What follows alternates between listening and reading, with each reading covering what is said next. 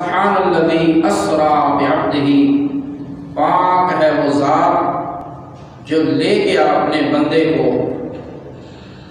من المسجد الحرام الی المسجد الاقصی، مسجد حرام سے مسجد اقصی تک۔ یہاں اللہ تبارک و تعالیٰ نے صرف مسجد حرام سے مسجد اقصی تک کا ذکر فرمایا ہے، اور باقی مقامات پہ سورہ نجم میں اللہ تبارک و تعالیٰ نے آسمانی معراج کا بھی تذکرہ فرمایا، اور احادیث و روایات کے اندر تینوں چیزوں کا ذکر ہے کہ مسجد حرام سے مسجد اقصی تک اسے اللہ نے اسرا سے تعبیر فرمایا، اور پھر مسجد حرام مسجد اقصی سے آگے پہلے آسمان سے لے کر سدرۃ المنتہا تک اسے معراج سے تعبیر فرمایا گیا، اور سدرۃ المنتہا سے آگے مقام او ادنا تک اسے اعراج سے تعبیر کیا جاتا ہے۔ تو برادران اسلام، آج کے حوالے سے میں حضور علیہ السلام کی شان ابدیت، جسے اللہ تبارک و تعالیٰ نے اس آیت کریمہ میں بیان فرمایا کہ سبحان الذی اسری بعبدہ، پاک ہے وہ ذات جس نے سیر کروائی اپنے بندہ خاص کو۔ اس حوالے سے چند گزارشات آپ کے سامنے رکھنے کی کوشش کروں گا۔ بخاری شریف کے اندر حدیث پاک میں نبی کریم علیہ السلام نے اپنے سفر معراج کا تذکرہ فرمایا ہے۔ فرمایا کہ جبریل امین میرے گھر میں چھت کی طرف سے داخل ہوئے، اور اس کے بعد سینہ اطہر کو چاک کر کے ایک نورانی سونے کے تشت میں رکھ کر اسے دھویا، اور اس کے بعد مجھے آسمانوں کی طرف لے جایا گیا۔ پہلے آسمان پہ حضرت آدم علیہ السلام سے ملاقات ہوتی ہے، اور فرمایا دوسرے آسمان پہ حضرت یحییٰ اور حضرت عیسیٰ علیہ السلام سے ملاقات ہوتی ہے۔ تیسرے آسمان پہ حضرت یوسف علیہ السلام سے ملاقات ہوتی ہے۔ چوتھے آسمان پہ حضرت ادریس علیہ السلام سے ملاقات ہوتی ہے، اور پانچویں آسمان پہ حضرت ہارون علیہ السلام سے ملاقات ہوئی، اور چھٹے آسمان پہ حضرت موسیٰ علیہ السلام سے ملے، اور ساتویں آسمان پہ حضرت ابراہیم علیہ السلام سے ملاقات ہوئی۔ اور پھر حضور علیہ السلام اپنے سفر کی انتہا خود ہی بیان فرماتے ہیں کہ میں اس بلندی پہ پہنچا جہاں تک کہ میں نے قلم کے چلنے کی آواز کو بھی سن لیا۔ یعنی حضور علیہ السلام نے اپنے سفر کی انتہا کو بیان فرمایا کہ جہاں لوح محفوظ پہ جو قلم چلتا ہے تو اس کے چلنے کی جو آواز پیدا ہوتی ہے، حضور علیہ السلام نے فرمایا میں اس بلندی پہ پہنچا کہ اس قلم کے چلنے کی آواز بھی مجھے سنائی دے رہی تھی۔ یہ آقا علیہ السلام نے مختصر اس حدیث پاک کے اندر اپنا معراج کے سفر کو بیان فرمایا۔ اب یہاں پر ایک سوال تو یہ اٹھتا ہے کہ انبیاء تو بے شمار ہیں، وہی انبیاء مسجد اقصی میں بھی موجود ہیں، جہاں پر نبی کریم علیہ السلام نے ان کی امامت فرمائی، اور 1.25 لاکھ کم و بیش انبیاء نے آپ کے پیچھے آپ کی ابتدا میں نماز ادا کی۔ اور پھر حضور فرماتے ہیں آسمان پہ میرا استقبال کرنے کے لیے جہاں لاکھوں فرشتے موجود تھے، وہاں انبیاء بھی موجود تھے۔ پہلے آسمان پہ حضرت آدم علیہ السلام سے ملاقات ہوتی ہے، حضرت آدم علیہ السلام حضور کا استقبال کرتے ہیں۔ اس کی آخر کیا وجہ؟ یہ 8 انبیاء ہیں جنہوں نے حضور علیہ السلام کا آسمانوں پہ استقبال فرمایا۔ حضرت آدم علیہ السلام، حضرت یحییٰ علیہ السلام، حضرت عیسیٰ علیہ السلام اور حضرت یوسف علیہ السلام، اور چوتھے آسمان پہ حضرت ادریس علیہ السلام، پھر حضرت ہارون علیہ السلام، حضرت موسیٰ اور حضرت ابراہیم علیہ السلام۔ یہ وہ 8 نبی ہیں جنہوں نے آسمانوں پہ حضور علیہ السلام کا استقبال کیا اور حضور علیہ السلام کی آمد پہ مرحبا کہا، خوش آمدید کہا، ویلکم کیا۔ تو حالانکہ انبیاء تو اور بھی بہت سارے ہیں، لیکن یہ 8 نبیوں کو اللہ نے منتخب فرمایا۔ اس کے اندر حکمت کیا ہو سکتی ہے؟ امام بدر الدین عینی رحمۃ اللہ علیہ آپ وجہ لکھتے ہیں، فرماتے ہیں وجہ یہ ہے کہ حضرت آدم علیہ السلام سے پہلے آسمان میں ملاقات کروائی گئی، اس لیے کہ آدم علیہ السلام کو ابلیس نے دشمنی کے سبب جنت سے نکلوایا تھا، اور نبی علیہ السلام کو مشرکین مکہ نے دشمنی کے سبب مکہ مکرمہ سے نکالا، اس لیے حضرت آدم سے ملاقات کروائی گئی۔ اور دوسرے آسمان پہ حضرت یحییٰ اور حضرت عیسیٰ دونوں سے ملاقات ہوئی، دونوں نے آپ کا استقبال کیا۔ اس کی وجہ یہ ہے کہ حضرت یحییٰ اور حضرت عیسیٰ علیہ السلام کے قتل کے منصوبے یہود نے بنائے، حتیٰ کہ حضرت یحییٰ علیہ السلام کو تو ذبح کر دیا، اور حضرت عیسیٰ علیہ السلام کو اللہ نے زندہ آسمانوں پہ اٹھا لیا۔ تو گویا ان کے قتل کے منصوبے بنائے گئے، اور شب ہجرت نبی علیہ السلام کے بھی قتل کے منصوبے انہوں نے مشرکین قریش مکہ نے بنائے، اس لیے کہ مکہ والوں نے حضور علیہ السلام کو قتل کرنا چاہا، لیکن اللہ نے اپنے فضل و کرم سے اپنے محبوب کو محفوظ رکھا، اس لیے ان دونوں نبیوں سے ملاقات ہوئی۔ اور تیسرے آسمان پہ حضرت یوسف علیہ السلام سے ملاقات ہوتی ہے، اس لیے کہ حضرت یوسف علیہ السلام وہ نبی ہیں جنہوں نے اپنے بھائیوں کو معاف کر دیا تھا، جنہوں نے کنویں میں ڈالا تھا، لیکن جب سامنے آئے اور جرم کا اعتراف کر لیا تو حضرت یوسف علیہ السلام بادشاہ ہونے کے باوجود بھی فرمایا لا تثریب علیکم اليوم، آج کے دن تم پر کوئی گرفت نہیں، تم سب آزاد ہو، سب کو میں نے معاف کیا۔ اور نبی علیہ السلام جو قریش مکہ نے آپ پہ ستم ڈھائے، ظلم کیے، جب مکہ فتح ہوا تو نبی علیہ السلام کے سامنے سارے وہ مشرکین مکہ، سب قریش مکہ کھڑے تھے اور حیرانگی کے عالم میں گھبرائے ہوئے تھے کہ پتہ نہیں آج کیا ہونے والا ہے۔ تو نبی علیہ السلام نے بھی یہی فرمایا تھا لا تثریب علیکم اليوم، آج کے دن تم پر کوئی پکڑ نہیں کرتا، جاؤ تم سب کو میں نے معاف کر دیا۔ اس لیے حضرت یوسف علیہ السلام سے ملاقات کروائی گئی، اور حضرت موسیٰ علیہ السلام سے ملاقات ہوئی۔ حضرت ادریس علیہ السلام سے ملاقات کی وجہ یہ ہے کہ حضرت ادریس علیہ السلام وہ نبی ہیں جنہوں نے سب سے پہلے قلم کے ساتھ لکھا، اور پھر آپ کے لکھنے کی وجہ سے بعد میں یہ لکھنے پڑھنے کا عمل پوری روئے زمین پہ پھیلا۔ تو نبی علیہ السلام بھی وہ ہستی ہیں کہ جنہوں نے پوری کائنات، جن کا لکھا ہوا پوری کائنات کے اندر پھیلا۔ حضرت ادریس کا لکھا ہوا پوری روئے زمین پہ پھیلا، لیکن حضور علیہ السلام کا لکھا پوری کائنات کے اندر پھیلا، اس لیے حضرت ادریس علیہ السلام سے ملاقات کروائی گئی۔ اور حضرت موسیٰ سے ملاقات کیوں کروائی؟ اس کی وجہ یہ ہے حضرت موسیٰ علیہ السلام کو اللہ نے حکم دیا تھا بیت المقدس میں داخل ہو کر کے قوم جبابرہ کو وہاں سے نکالو، ان پہ سختی کر کے ان کے خلاف جہاد کر کے انہیں نکالو۔ اور نبی علیہ السلام کو بھی اللہ نے حکم دیا کہ یہ متکبرین قریش جنہوں نے مکہ مکرمہ پہ قبضہ کیا ہوا ہے ان کو یہاں سے نکالو۔ تو حضور نے متکبرین قریش کو مکہ سے نکالا، اس واسطے حضور علیہ السلام کی ملاقات حضرت موسیٰ سے کروائی گئی، اور حضرت ہارون علیہ السلام اور حضرت ابراہیم علیہ السلام سے بھی ملاقات اس لیے کروائی کہ حضرت ابراہیم علیہ السلام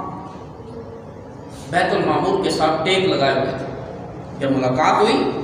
تو حضرت ابراہیم علیہ السلام نے بیت المعمور کے ساتھ ٹیک لگائی ہوئی تھی۔ تو حضور علیہ السلام بھی اپنے آخری وقت جب آپ کا دنیا سے وصال ہو رہا تھا تو حضرت عائشہ صدیقہ کے ساتھ حضور نے بھی ٹیک لگائی ہوئی تھی، اس لیے حضرت ابراہیم سے اسی حالت میں ملاقات کروائی، اور حضرت ہارون علیہ السلام 8ویں نبی، ان سے حضور کی جو ملاقات ہوئی اس کی حکمت یہ ہے کہ حضرت ہارون علیہ السلام بنی اسرائیل کے محبوب نبی تھے۔ بنی اسرائیل بہت محبت کرتے تھے حضرت ہارون علیہ السلام سے، حتیٰ کہ موسیٰ سے بھی بڑھ کر کرتے تھے۔ تو پتہ چلا حضرت ہارون علیہ السلام بنی اسرائیل کے محبوب تھے، اور حضور کی ملاقات ہارون علیہ السلام سے کروائی گئی، اس لیے کہ حضور علیہ السلام پوری کائنات کے محبوب ہیں۔ تو یہ وجہ ہے کہ 8 نبی آپ کا استقبال کرنے کے لیے آسمانوں پہ موجود ہیں۔ تو عزیزان گرامی، اللہ تبارک و تعالیٰ نے فرمایا سبحان الذی اسری بعبدہ، پاک ہے وہ ذات جس نے سیر کروائی اپنے بندے کو۔ یہ عبد، بندہ، بندے تو لاکھوں ہیں، کروڑوں ہیں، لیکن یاد رکھیں کامل بندہ وہ ہے جس کو رب کائنات خود فرمائے یہ میرا بندہ۔ بندے تو بہت سارے ہیں، فرشتے بھی اللہ کے بندے، بل عباد مکرمون، فرشتے بھی اللہ کے بندے۔ جو بندگی کرتا ہے وہ بندہ ہے، وہ عبد ہے، لیکن ساری کائنات یہ اللہ کے عبد ہیں، لیکن یہ عام ہیں، اور حضور علیہ السلام رب کے خاص عبد ہیں، اس لیے فرمایا بے عبد ہی۔ اور ایک بات یہ بھی ہے عبد فرمانے کی، کیونکہ لوگوں نے معراج کا انکار کرنا تھا، آج بھی لوگ انکار کرتے ہیں لیکن صراحتاً نہیں کر سکتے، اس لیے کہ حضور علیہ السلام کا معجزہ ہے، قرآن میں بیان ہوا ہے، حدیثوں میں آیا ہے، کوئی سر عام تو انکار کر نہیں سکتا۔ پھر وہ کہتے ہیں جی معراج تو ہوئی تھی، بس خواب میں ہو گئی، نیند میں، خواب میں ہو گئی، یا روحانی معراج۔ اللہ نے عبد ہی اس لیے فرمایا تاکہ ان کو بھی جواب مل جائے، کیونکہ عبد عربی کے اندر کہتے ہیں روح اور جسم کے مجموعے کو، روح اور جسم کے مجموعے کو۔ تو حضور علیہ السلام کے لیے اللہ نے فرمایا بے عبد ہی، اپنے عبد کو۔ اس کا مطلب ہے کہ نبی علیہ السلام کو معراج صرف خواب کے اندر نہیں کرائی گئی، نہ صرف آپ کی روح کو کروائی گئی، بلکہ آپ کے روح کو بھی کروائی گئی اور آپ کے جسم کو بھی کروائی گئی، اس لیے فرمایا بے عبد ہی، اپنے بندے کو۔ اور عبد ویسے بھی رسول ہی تو نہیں فرمایا کہ سبحان الذی اسری برسولہ، ایسے نہیں فرمایا، حالانکہ حضور علیہ السلام اللہ کے رسول ہیں، اس میں تو کوئی شک نہیں، لیکن اللہ نے رسول ہی نہیں فرمایا کہ اسری برسولہ، فرمایا اسری بعبدہ، اپنے بندے کو۔ اس میں حکمت یہ ہے کہ رسول وہ ہوتا ہے جو بندوں سے چل کر، اللہ کی بارگاہ سے چل کر بندوں کے پاس آئے، اور عبد وہ ہوتا ہے جو بندوں سے چل کر اللہ کی بارگاہ میں پہنچے۔ تو شب معراج نبی علیہ السلام اللہ کی بارگاہ سے بندوں کی طرف نہیں آئے، بلکہ بندوں سے نکل کے رب کی بارگاہ میں پہنچے، اس واسطے اللہ نے فرمایا بے عبد ہی، اپنے بندے کو۔ اور ویسے بھی اللہ تبارک و تعالیٰ کا ایک انداز ہے کہ جب وہ اپنا تعارف کرواتا ہے تو ذات مصطفیٰ کی نسبت سے کرواتا ہے، اور جب حضور کا تعارف کرواتا ہے اپنی نسبت دے کر کرواتا ہے، اپنا تعارف حضور کی نسبت سے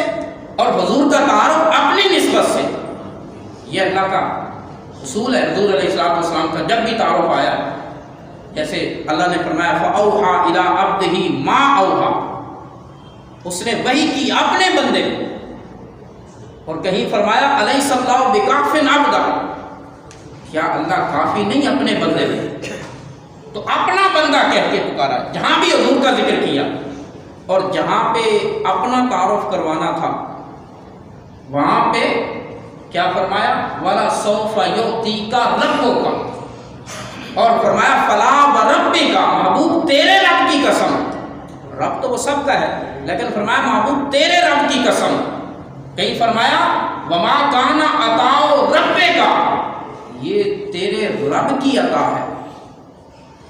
اور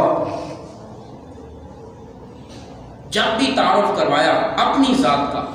تو نسبت مصطفیٰ سے کروایا۔ تو اس سے پتہ یہ چلتا ہے کہ اللہ تبارک و تعالیٰ کائنات کو یہ بتانا چاہتا ہے کہ لوگوں، مصطفیٰ میرے ہیں اور میں اپنے حبیب کا ہوں، محبوب تم میرے ہو اور میں تمہارا ہوں۔ اس لیے کہ دونوں کی پہچان ایک دوسرے کی نسبت دے کر ہوتی ہے۔ اللہ کی پہچان جب بھی ہوتی ہے حضور کی نسبت سے، اور حضور علیہ السلام کی پہچان ہوتی ہے رب کی نسبت سے۔ اس لیے اللہ نے فرمایا کہ سبحان الذی اسری بعبدہ، اور یہاں ایک بات یہ بھی یاد رکھیں کہ عبد ہونا یہ بہت بلند مرتبہ ہے، حتیٰ کہ رسالت اور نبوت سے بھی ارفع درجہ ہے۔ کیوں؟ تفسیر کبیر میں آتا ہے جب حضور علیہ السلام اللہ کے قرب خاص میں پہنچے تو اللہ نے فرمایا بما اشرفک یا محمد، محبوب بتاؤ تمہیں کیا عطا کروں۔ جب حضور علیہ السلام اللہ کے قرب میں پہنچے تو سب سے پہلے تو اللہ نے پوچھا نا کہ میرے لیے کیا لائے ہو، تو حضور نے عرض کی التحیات للہ والصلوات والطیبات، یا اللہ ساری بدنی باتیں بھی تیرے لیے، ساری قولی باتیں بھی تیرے لیے، ساری مانی باتیں بھی تیرے لیے، ساری باتیں تیرے لیے لایا جو تیرے پاس نہیں،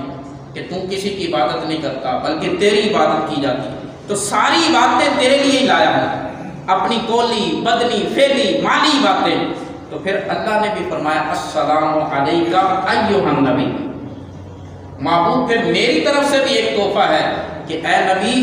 تجھ پر میری طرف سے سلامتی کا نزول، یہ اللہ نے تحفہ دیا۔ اور پھر اللہ نے یہ بھی پوچھا کہ محبوب اور بتاؤ کیا عطا کروں، بما اشرفک، تو حضور علیہ السلام عرض کرتے ہیں رب بیان تنسبنی الی نفسک بالعبودیہ۔ اس کا سادہ سا ترجمہ یہ ہے کہ حضور نے اللہ کی بارگاہ میں عرض کی، رب کے قرب میں جا کر یہی عرض کیا کہ یا اللہ ساری زندگی میں تیرے معبود ہونے کا اعلان کرتا رہا ہوں، آج تو میرے عبد ہونے کا اعلان کر دے۔ اس قرب میں جا کر بھی اپنے عبد ہونے پہ حضور نے فخر فرمایا اور فرمایا یا اللہ میری عبودیت کا اعلان کر دے، میری عبدیت کا اعلان کر دے۔ تو اس کا مطلب ہے کہ عبد ہونا یہ بہت بڑا درجہ ہے، اور اللہ نے اسی لیے بے عبد ہی کہہ کر اس سفر معراج کا تذکرہ فرمایا۔ اور اس کی ایک وجہ یہ بھی ہو سکتی ہے کہ جب حضرت عیسیٰ علیہ السلام کو اٹھایا گیا دوسرے آسمان پہ،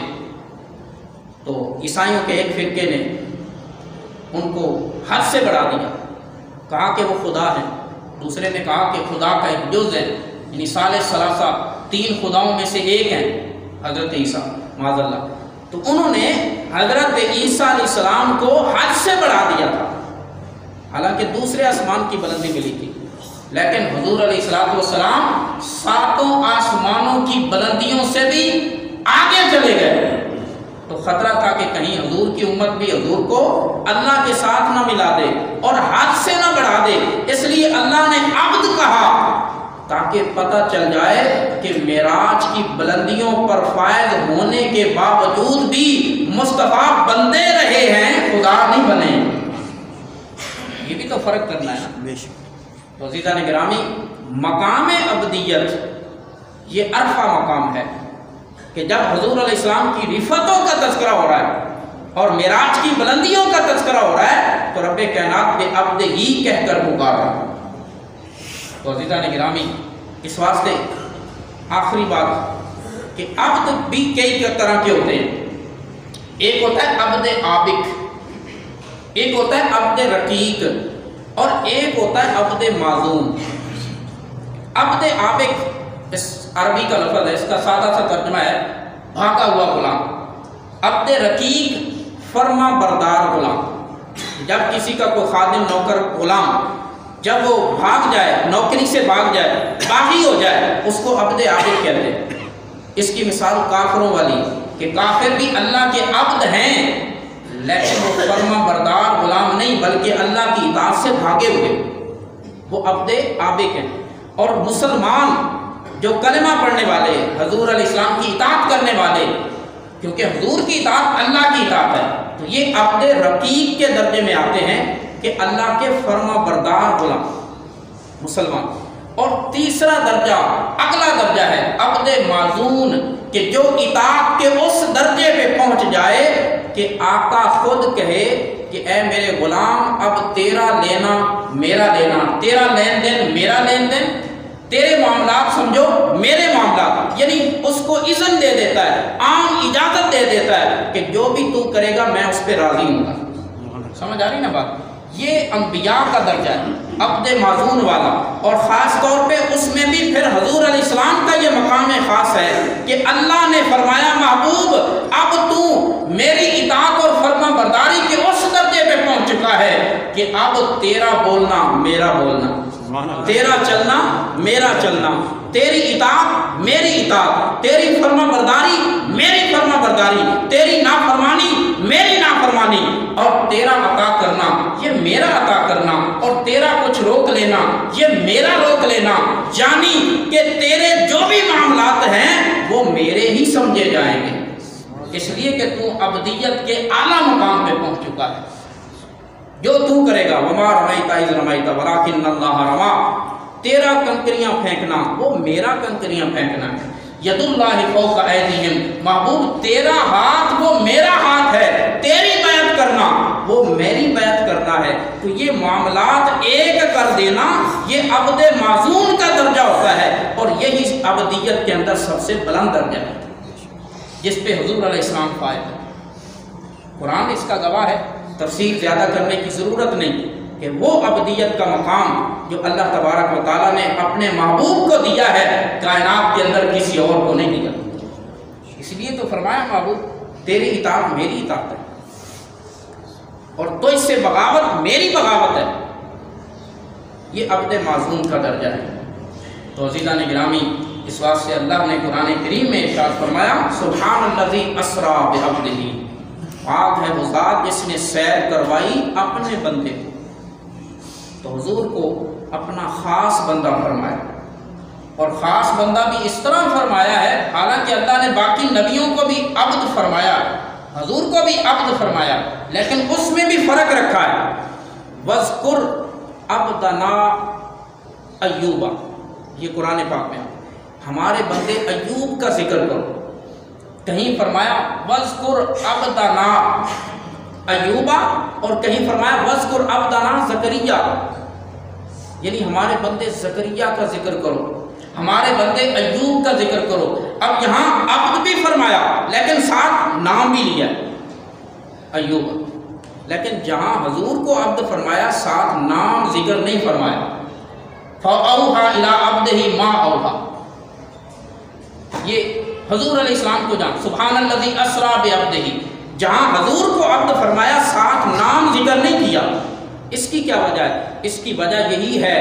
کہ باقی انبیاء کا درجہ اور ہے، حضور کا درجہ اور ہے، حضور علیہ السلام کی ذات کا نام نہیں لیا، اس لیے کہ حضور کی ذات رب کی ذات میں فنا ہو چکی ہے، اس لیے کل قیامت کے دن سارے نبی کہیں گے نفسی نفسی، میری ذات میری ذات، لیکن حضور فرمائیں گے امتی امتی، میری امت میری امت۔ اس سے پتہ یہ چلتا ہے حضور کی ذات ذات حق میں فنا ہو چکی ہے، لہذا حضور کو کوئی فکر نہیں، اب فکر ہے تو اپنی امت کی فکر۔ سبحان اللہ۔